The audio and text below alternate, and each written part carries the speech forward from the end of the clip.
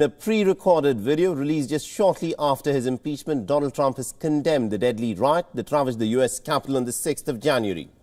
However, the U.S. president omitted his impeachment, even though he's become the first president in U.S. history to have been impeached twice. Listen in to what the president said.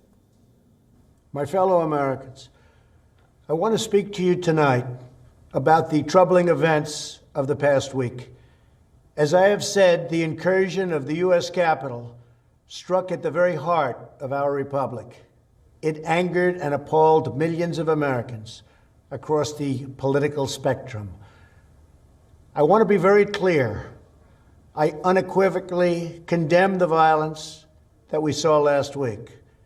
Violence and vandalism have absolutely no place in our country and no place in our movement.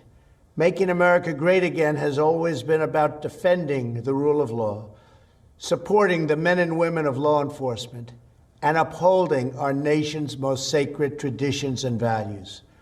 Mob violence goes against everything I believe in and everything our movement stands for. No true supporter of mine could ever endorse political violence. No true supporter of mine could ever disrespect law enforcement or our great American flag. No true supporter of mine could ever threaten or harass their fellow Americans. If you do any of these things, you are not supporting our movement, you are attacking it, and you are attacking our country. We cannot tolerate it.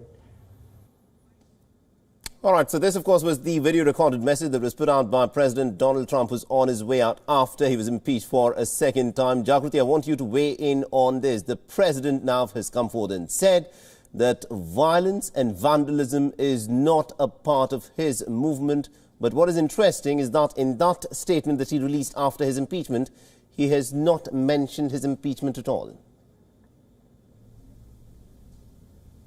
No, he has not mentioned his impeachment. He's not mentioned the accusations that he himself incited the mob that went and stormed the Capitol and caused the violence. He, as we were talking about earlier, when he has talked about his comments to the crowds, he said that they were appropriate. So, this video, he does, as you played in that clip, unequivocally condemn the violence. He also issued a statement earlier in the day where he said that in light of reports of more demonstrations, I urge that there must be no violence, no law breaking and no vandalism of any kind. Now, his critics say that's too little too late, but clearly this is a response to the fact that there are going to be, according to the FBI, very likely to be more demonstrations, not just in Washington, D.C., but in every state in the country. And as a result, you've got Washington, D.C. on high alert with ever since the riots. In fact, we've had 7-foot-high fencing around the Capitol. We now know that up to 20,000 National Guard members are being deployed ahead of the inauguration. There are real security concerns about the inauguration itself. There are the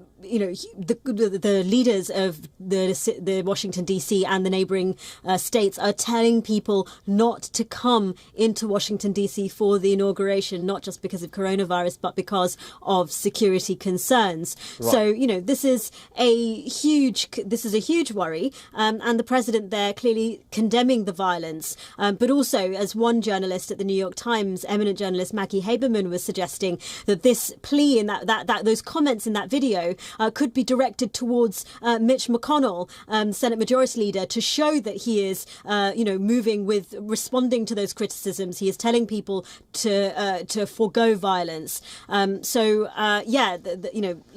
of moving parts at the moment and real security concerns in the country. Absolutely, indeed. Thank you very much indeed, Jagriti Dave, for joining us and getting us all those insights into the big developing story that we will continue to track.